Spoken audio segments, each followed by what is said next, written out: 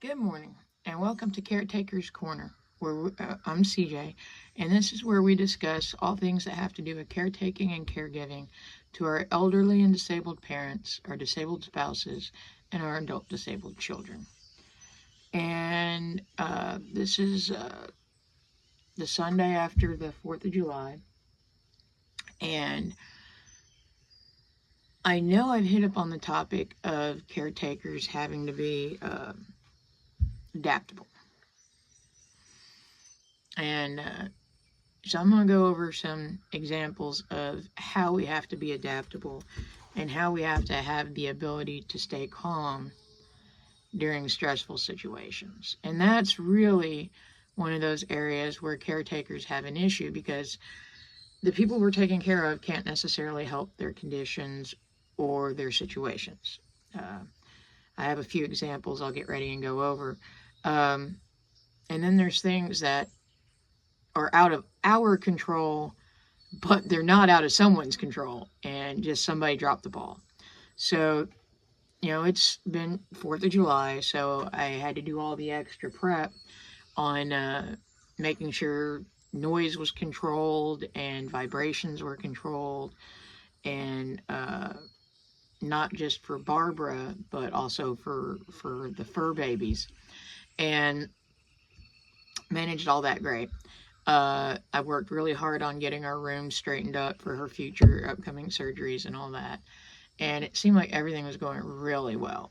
And then I went to put her medicine together. I referenced in a video previously where every 2 weeks I put her medicine together for the next 2 weeks. And as I was doing it, I was noticing we were out of two of her medicines, completely out, which we shouldn't have been. So we go through a local pharmacist, and I called him, and eventually I just had to go to the pharmacy, and I'm sitting there discussing this stuff with him, and I'm like, this one particular medicine, she takes 6 pills a day, and you guys haven't filled this prescription in a while, and you said that it's not due for like another month. And I'm like, that's not accurate. We have none. And it turns out they're inputting everything incorrectly. And then I'm like, okay, well, she has this other one that I should be picking up. And they're like, oh, that's not ready. I'm like, no, seriously, we need this. She's supposed to have it. Turns out, once again, what they were doing was, so say she needed, like on one, a 30-day supply is 90 pills. So they entered 90 for the quantity and then 90 for the number of days instead of 30. So the insurance was like, oh, it's not time for it. And apparently this has been after I went back, and I keep fairly close ties on her medicine, but after I went back and looked, it has been a problem for 6 to 8 months. And because some of her medicine is filled every 3 months, some is filled monthly. So we're going through, and I've mentioned we use Cozy for the whole family to communicate about schedules and appointments and stuff. And I'm going to get ready and put a list on there that shows what all our medicine is and what the quantities are and for how many days it's supposed to be. Because there's certain medicines that if she doesn't have, she's not even able to get out of bed. And like I said, this is not a problem that was her issue, nor was it mine, because I've got my schedule on the refrigerator and I was showing that everything was correct. But I didn't think to look at, she's been on these medicines for 10 years, 11 years, and I didn't think to look about, hey, did they do the prescription correctly at the pharmacist? So that was one of those things that it under normal circumstances, it would have annoyed the hell out of me, and I would have been totally upset and just going crazy. But I've been working really hard lately on trying to stay calm when these things happen. So I went to the pharmacist. We talked it out.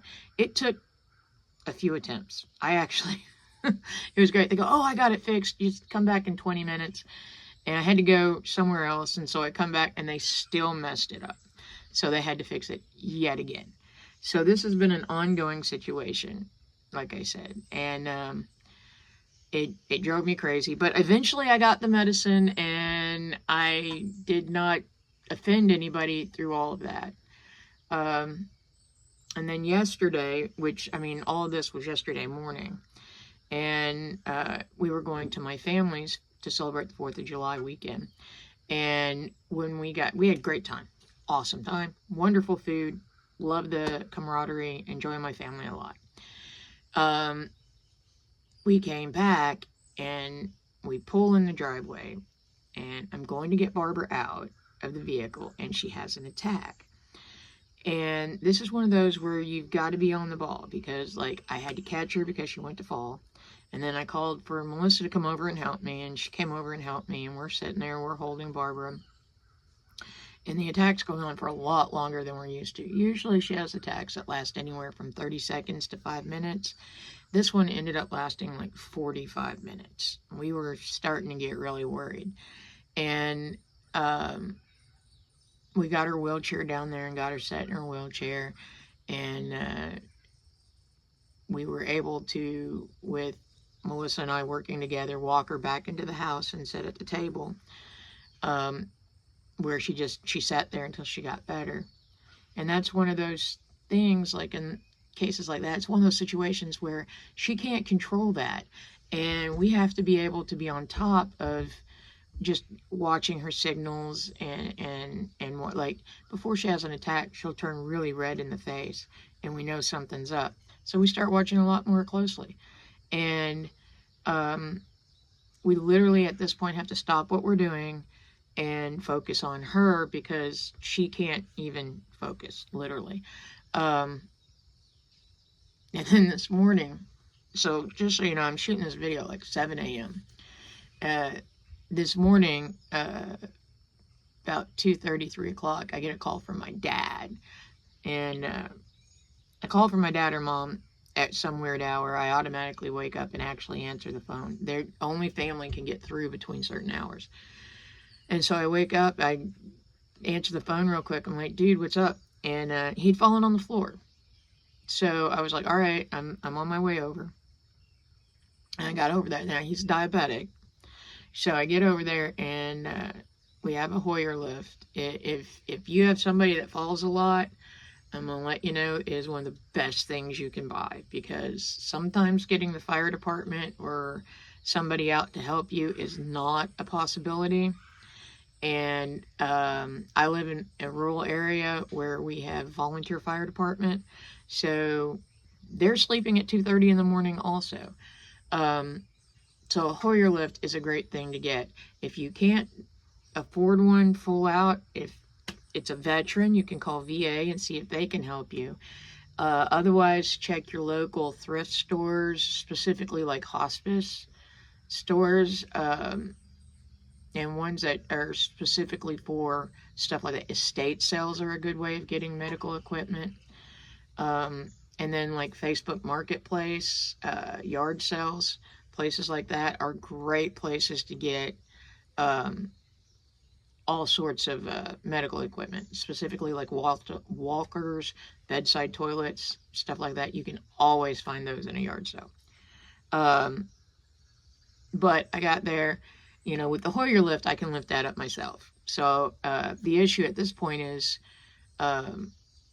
why are you on the floor? Because, like I said, he's a diabetic.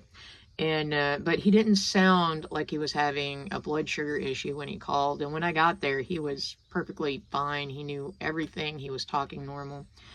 And when we checked, his blood sugar was over 100, so he was in good shape. It's like 116. So I figured he just fell out of bed while he was asleep.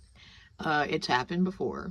I stayed for a couple of hours to make sure he was okay, and he was, and then I came home.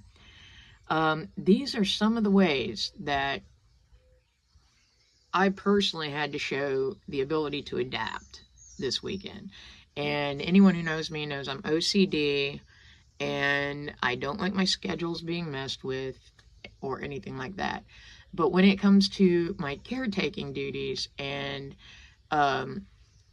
situations where, like Dad falling, Barbara having an attack, Those are things that I have gotten pretty good at being able to adapt to without getting too upset. Also, when these situations happen, you have to be very careful about not showing that if you are upset, about not showing it to the person you're taking care of. They can pick up on that, and then they feel guilty about it, and they get all upset, and that can make an already bad situation worse. And these can be really, really stressful times. Now, like I said, all of my situations ended up working out fine. I got the medication taken care of. Barb's attack finally ended, and I'm pretty sure she slept the whole time. I went to bed at like really late last night, actually. But she was asleep when I went to bed, and she's still asleep now. And Dad's fine.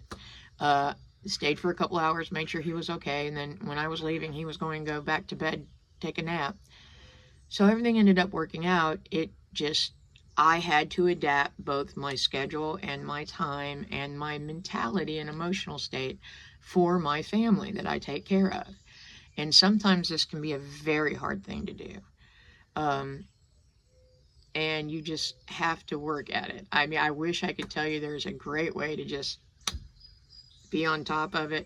It's one of those things that it's taken me years to get to the point where I don't necessarily freak out over these situations. But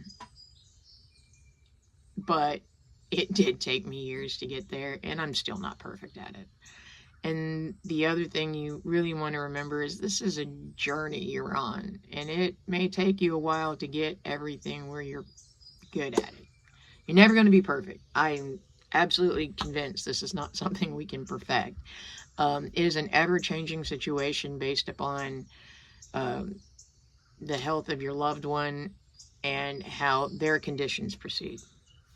All you can do is stay positive and do the very best job you can about taking care of your family, get the help when you need it, and remember, things are always changing, and you just have to be able to adapt to it. So I hope this video has been helpful. If nothing else, it's helped me feel better just talking about it. I hope you have a great week. I'll see you next Sunday, and please be sure to like, subscribe, and share. Remember, caretakers, we're in this together. Leave anything you need to in the comments, and I'll be sure and comment back. Thank you, and have a wonderful day.